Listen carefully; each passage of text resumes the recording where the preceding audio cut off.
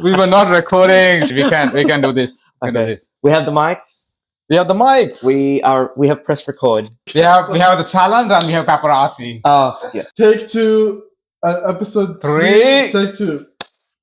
Welcome to Platform F. I'm with fabulous Marc today. Hello, Marc. Hey, girl. No, Thank you for being here. Baby. Thank you so much for inviting me. I'm looking forward to this interview and what conversations come out of it. It's because especially we've had some conversations before that hasn't really stopped. So yeah, looking forward to what we can talk about. Let's start with your journey for last so many years. And were you always been in Melbourne? No. So I was born in the Philippines, and I moved here with my family. They migrated us over here in 1991. So that's might be telling of my age. So a long time ago. So I grew up in the western suburbs of Melbourne. Went to a Catholic school, high school, finished, went to uni, did a couple of degrees under my belt. My most recent one being nursing. So I'm a nurse by profession at the moment. Yeah.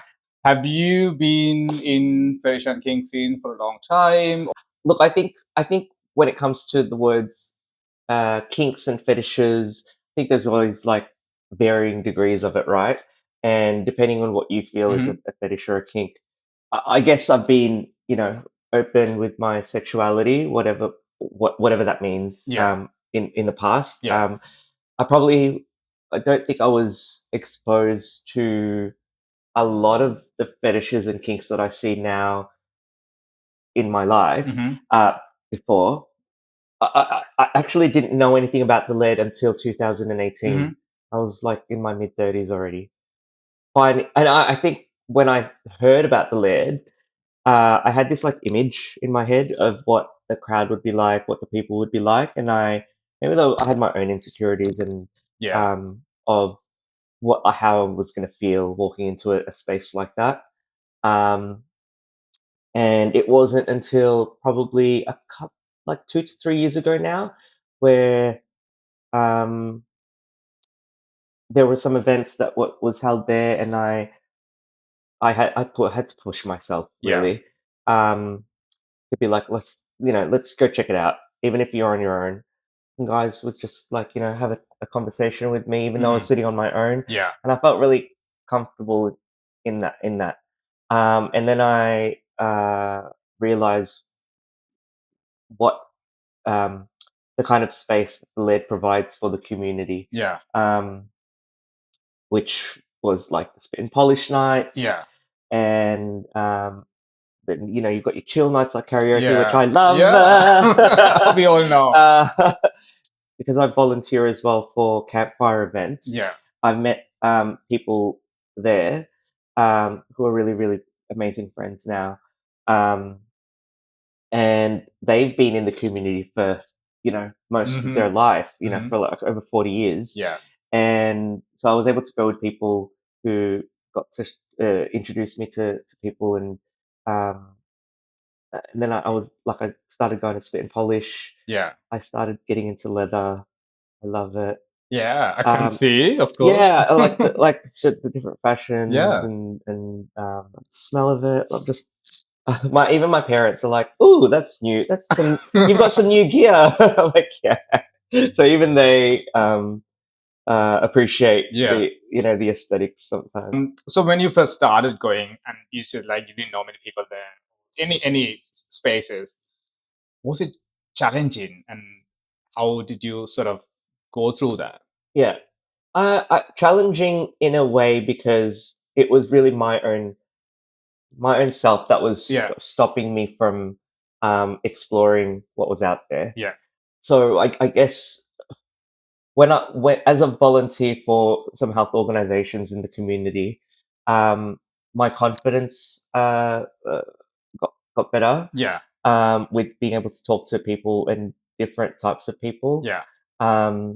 So it made me feel comfortable going to the Laird, and also the staff are amazing there. Yeah.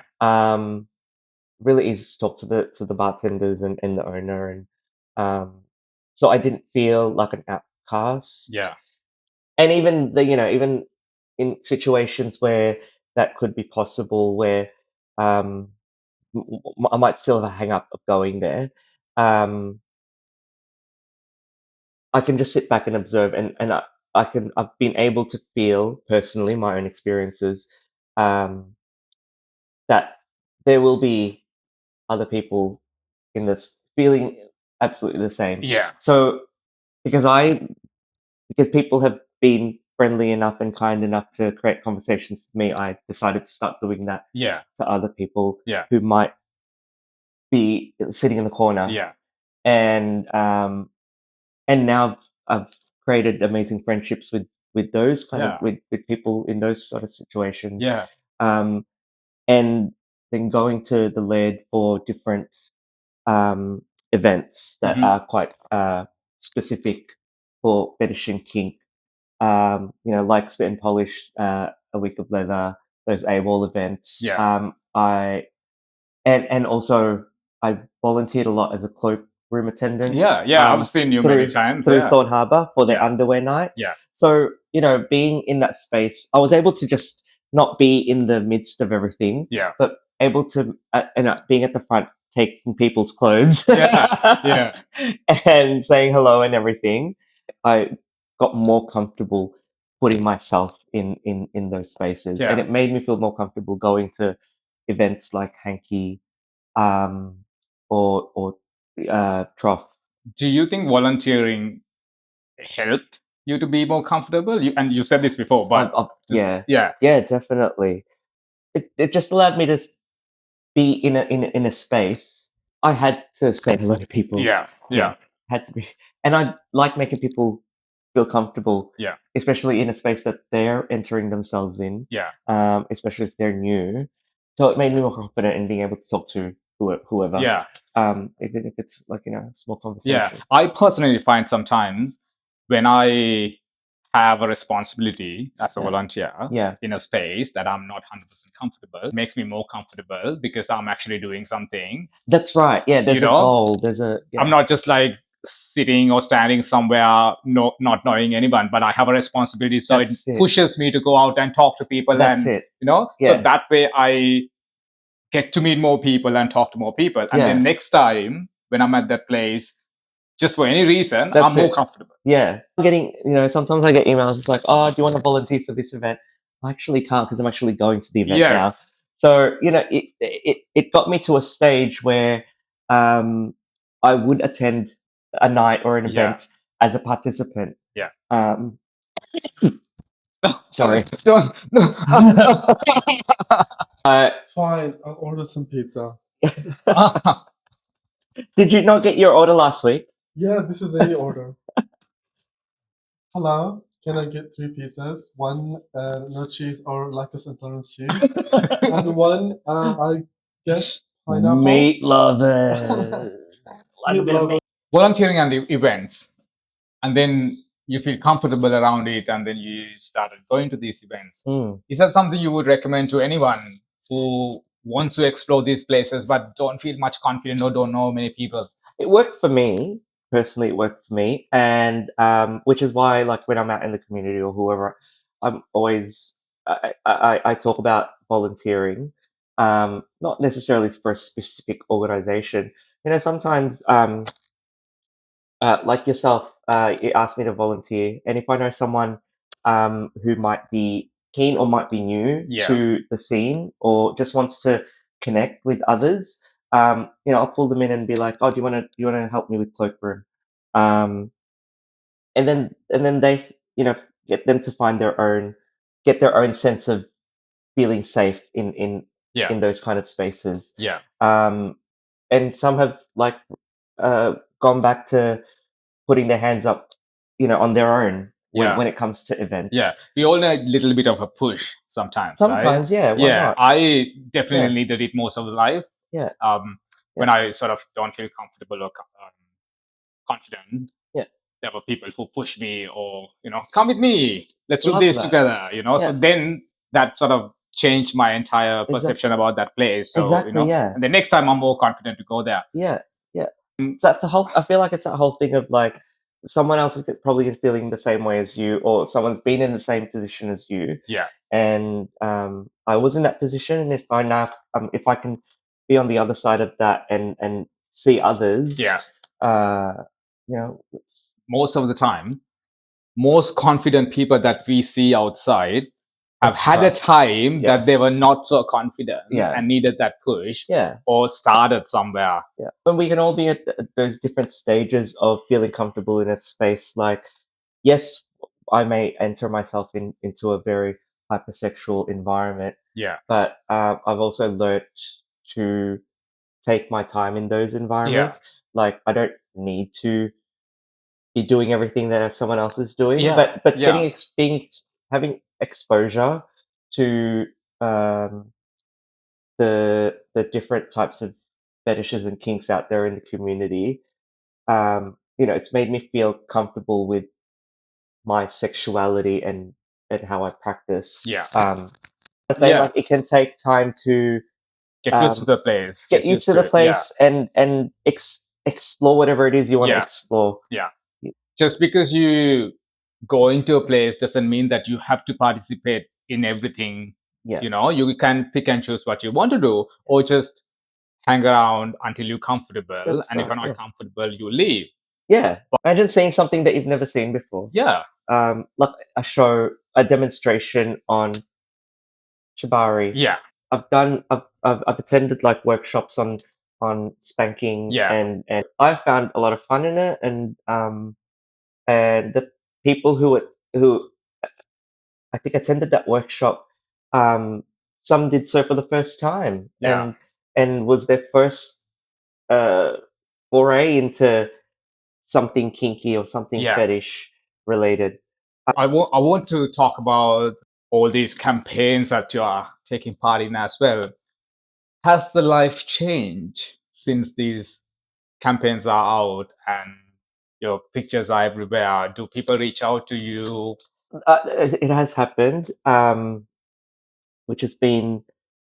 I never thought I'd be in a position to be able to do that, but I think it's because I saw others who I resonated with. So people who had done previous campaigns before, and one in particular, Emil. Shout out to Emil, where there was this Filipino man talking about their experience in the community and a diagnosis. I'm HIV positive. I was diagnosed in 2018, and seeing someone else talk about uh, being HIV positive, being Asian, being Filipino, and being able to talk comfortably to the public to raise awareness and all of that. I think because I became a nurse, I wanted to be able to go along that path as well to raise awareness about things. Yeah. And so being involved in campaigns, I can have a photo here and there, and then I can still yes, I can be, my face can be plastered on the wall, but I still get a little bit shy about it. Yeah. But it's given me the opportunities to um, share my experience and my story, and others have been able to resonate with it as well. And I've been able to have these conversations with random people Yeah. about their own diagnosis and how to talk about it with friends and or family. And these opportunities keep coming up, which I'm very grateful for, because I'm getting connected to other sections of the community that I've Yeah. never been aware of and exposed to. And so I'm always I feel like I'm always learning. Yeah. So I take those things and bring that with me to spaces. It allows me to not be afraid. Is that the right word? To speak up on Yeah. issues and be comfortable with whatever it is Yeah. whatever kink or fetish Yeah. or your story. Talking about certain personal stuff in public and having conversations sometimes can be really triggering or traumatic as well. And I think you should be really proud of yourself to putting yourself out there. Seems like a little thing being I'm seeing in a the campaign. Effects, I think the impact can be really big. Yeah, that's the word. I'm seeing the impact on visibility. Yeah. Which I'm taking that on board, and it, you know, that being scared feeling becomes less and less. How important to have real representation in things that we see outside? How important that is for you? Oh, super! I mean, I think that's the reason why I'm sitting here across from you, being able to talk about these things, because I was able to experience that, and now I'm getting to do those things. And oh my god, I would never have thought to have seen these kinds of things back in my 20s. Yeah. Being, having these sort of posters or whatever it is in in the middle of the city, talking about getting tested and everything like that. Yeah. How cool is that? Yeah. What it means to you to have friends and this community who supports. Me, I think I felt that was important, personally, because I was quite isolated for a while, around, or even just before COVID, and when COVID happened, and it wasn't until the lockdowns eased up and I was able to start going to the bars again. Got to be in a position where I got to meet a lot more people, and obviously my engagement in volunteering and community helped with that as well. My lights went out, and it helped with that as well. So for me, it was important because I didn't want to continue feeling isolated in the world that I was in at the time, because I was in a particular space that wasn't healthy, and I needed to change that, to uh, to keep my life being better, because it wasn't good at the time. So yeah, it is important to me to be able to form these friendships, and however long or short I meet someone, I just like to make sure that, me personally, uh, that my interactions and experiences with people are productive and valued, worthwhile. So yeah, and it just makes it interesting for me. It makes life interesting because I'm not closed off to meeting particular people, particular sets of people. I'm open to any possibility for anyone. That's right. Yeah. That's right. Yeah. So, Mark, when we talk about those people and your community, what three things come to your mind? Positive experiences, meaningful conversations with people. Something I always think about, like, especially when it comes to meeting people who are older than me, like being able to, what's the word I want to use? Like, appreciate what the experiences that people have had that have come before me. So appreciation for people, whatever it is that they've experienced in life, because I'm sure I can listen to even the smallest part of their journey, and hopefully I can get something out of that. So yeah, appreciation. Thank you so much for being here. Thank you so much for talking to me today. I love it.